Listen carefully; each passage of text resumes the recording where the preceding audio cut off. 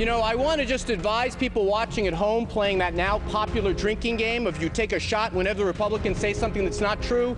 Please assign a designated driver. This is going to be a long afternoon. Well, welcome back to Heart. With that clip from January of this year shows the kind of passion former Congressman Anthony Weiner brought to the job. He was right to resign, or was he? My guests disagree. Josh Marshall's editor of Talking Points Memo, and the Reverend Al Sharpton heads the National Action Network. Gentlemen, I can never predict how people are going to go on a topic like this. I don't know whether it's a partisan issue or not. Josh Marshall, should he have quit? I wish he wouldn't have quit. If he wanted to, no problem. I have no problem with that. The key is I don't like how his party ganged up on him and forced him out. You know, the next thing they were going to do was say that they weren't going to have electricity in his office anymore, so he couldn't, like, you know, have any lights on or something. The kind of universal demand from the leader of his party in Congress, the head of the Democratic Party, everyone demanding that he resign, when other people who've done infinitely worse things have never been treated like that. And all while this is happening, his voters, the people who he actually works for, polls showed pretty clearly they didn't want him to resign. So it's not that I think that, you know, the Republic is going to stand or fall whether Anthony Weiner is in office. Just the intensity of the demands just seemed off to me. So because of that, I wish he wouldn't have finally buckled, although I can only imagine the pressure was overpowering. Okay, that's one point of view. He should have stuck. Reverend Sharpton, what do you think he should have done? Was that the right thing to do, to walk? I think he put himself in a very precarious position with his media tour denying everything when he knew that this was something personally he had to know, that his denials were wrong. But I think where my concern, where I agree with him, is that my concern is where is the precedent here now? Where are we going to draw the line? We have people, as just stated, that have done far worse, that not have had pictures and didn't have sex, but had sex with no pictures, that not only didn't leave Congress, but were supported with Republican dollars for re-election.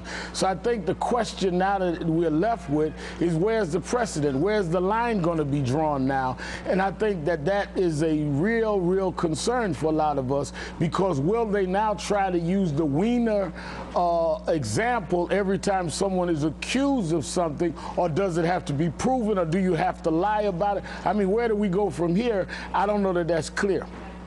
Well, you know, gentlemen, I started this discussion about 2 weeks ago with our producers, arguing that we should look at this for what it is, public service, abused or not, and not circle the wagons ideologically. Do you disagree with that, or are you on the other side of that argument? Should this be looked at in a partisan fashion? Josh, would you make the same claim for a conservative who got, if another, I'm not going to mention the name because it would impugn somebody, but if somebody of his rank did exactly the same thing on the other side of the aisle, behaved the same way throughout, lying and everything, would you say they should stick?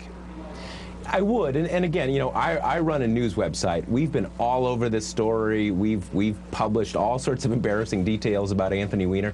So it's not that I have any particular brief for him as an individual or what he did. I'm not even really trying to defend him. What I don't like is, my sense is, a public servant works for the voters who elected him or her.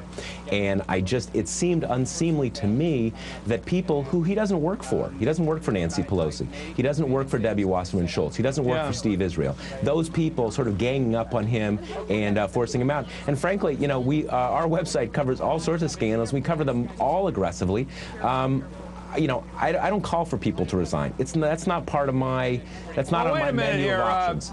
Wait a minute here. I want to get a Reverend Sharpton here, but you know, Joe McCarthy was censured by the entire Senate. Right. He probably could have kept getting reelected out there in Wisconsin. So, is it always up to the people at home? Look, is it always up to the House? The House can expel a member. To say that I don't know about your particular site, but to say Republicans and right-wingers don't call for people to resign, no, they just call for people to be impeached. I mean, we're talking about a situation here where I think that Mr. Weiner, I do a syndicated radio show aside from head National Action Network. A lot of people that I talked to today wanted him to fight and not resign. The problem is it is up to his constituents and the people that vote for him, but he also has a responsibility to say to them that if I'm not going to be able to effectively work with the leadership of my party that assign committees that makes it possible for me to deliver goods and services to you, can I effectively count Pelosi and the Democratic leadership, because if there's not an effective relationship with them, can he deliver for those constituents? Look, I think that's a certain point, and again, it got to the point if he was going to be, you know, stripped of his committee assignments and stuff like that. I just don't think they, frankly, should have done that. And to go to Chris's point, you're right, Chris, that was the case, and there is a role. But look, the House can expel a member.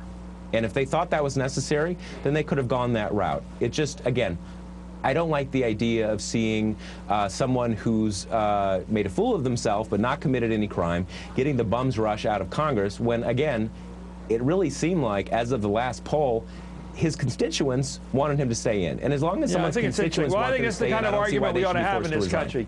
This is a healthy argument. Who makes the call? The people at home, the member of Congress. Does he get to serve out a term no matter what he does? Or does the House at all as a whole? And I think we're always going to have this pressure back and forth. And as you're right, I think you did it right by calling it a bum's rush. There wasn't a tribunal. There wasn't even a vote on the House floor. There wasn't even a vote in the caucus. People were able to run him out without ever standing up and putting their hand in the air. Interesting stuff. Thank you, Josh Marshall. As always, the Reverend Sharpton, thanks for joining us. When we return.